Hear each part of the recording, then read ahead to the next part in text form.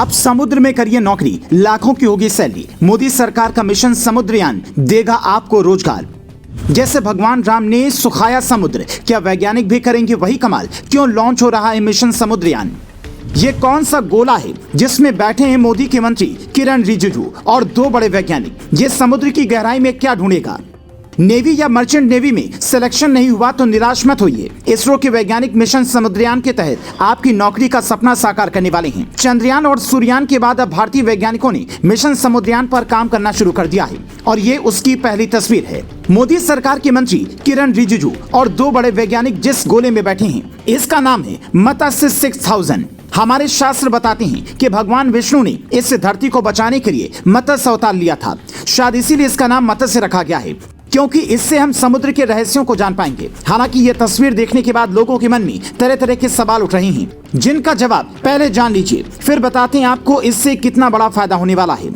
सवाल नंबर 1, पनडुब्बी भी तो समुद्र के अंदर जाती है, फिर समुद्रयान लॉन्च करने की जरूरत क्या है? क्या भगवान राम की तरह समुद्र सुखाने की तैयारी है? जवाब, भैया राम भगवान थे, हम इंसान हैं और इसीलिए समुद्र सूखेगा नहीं, बल्कि समुद्र में 5 से 6,000 मीटर गहराई तक ये गोला जाएगा और वहां कैमरे की मदद से पता लगाएगा कि इतने नीचे क्या क्या है। समुद्र के पास कई रत्न होते हैं, ऐसा शास्त्रों में भी लिखा है। सवाल नंबर 2, ये कब लॉन्च होगा? इसमें कितना खर्चा आएगा? क्या कोई इंसान भी इसके साथ जाएगा या चंद्रयान 3 की तरह बस अकेले जाएगा? जवाब, भारत सरकार के पृथ्वी एवं विज्ञान मंत्रालय का कहना है कि साल 2026 तक ये प्रोजेक्ट पूरा होने की उम्मीद है। इस मिशन में 3 वैज्ञानिक 72 घंटे के लिए समुद्र की गहराइयों में रहेंगे, जो इसी में बैठकर जाएंगे। करीब 4100 करोड़ रुपए इस मिशन पर खर्च होंगे।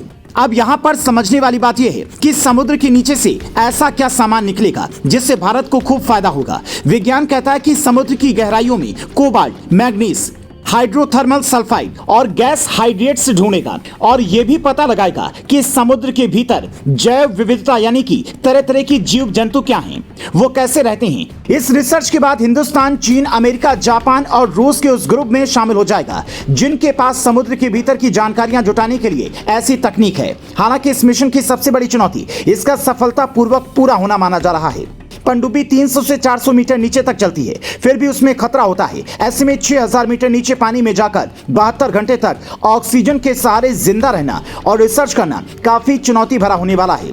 इसीलिए अभी से ही वैज्ञानिकों की टीम इस गोले को बार बार परख रही है। साल 2024 के शुरुआती महीने में ही 25 टन वजनी इस मत्स्य 6000 को चेन्नई तट से बंगाल की खाड़ी में छोड़ा जाएगा। उसके बाद इसकी परीक्षा शुरू होगी। वैज्ञानिकों का दावा है कि इससे पहले 500 मीटर नीचे जाकर देखेंगे, उसके बाद धीरे धीरे और गहराई में उतरते चले जाएंगे। कुल मिलाकर 2026 तक ये मिशन सफल होगा। वैज्ञानिकों का अनुमान है कि भारी मात्रा में हम समुद्र से चीजें लेने में कामयाब होंगे, जिससे रोजगार भी बढ़ेगा। ये ठीक वैसा ही है जैसे इंसान ने पहाड़ तक पहुंच बनाई और उसके बाद पहाड़ पर संसाधन विकसित करने में करोड़ों खर्च किए और लाखों लोगों को रोजगार दिया। यहाँ बस अंतर इतना होगा कि हम समुद्र से बाहर संसाधन निकालकर उसे अपने तरीके से इस्तेमाल कर पाएंगे। हालांकि कुछ लोग अभी से ये चेतावनी दे रहे हैं कि प्रकृति के साथ ये खिलवाड़ ठीक नहीं, पर जो ना समझ आए वही तो साइंस है और साइंस का काम रिसर्च है। आप इसरो वैज्ञानिकों के इस मिशन पर क्या कहेंगे, हमें कमेंट में जरूर बताएं और ये खबर उन लोगों तक जरूर पहुंचाएं जिन्हें लगता है कि भारत में बस समुद्र की पूजा होती है।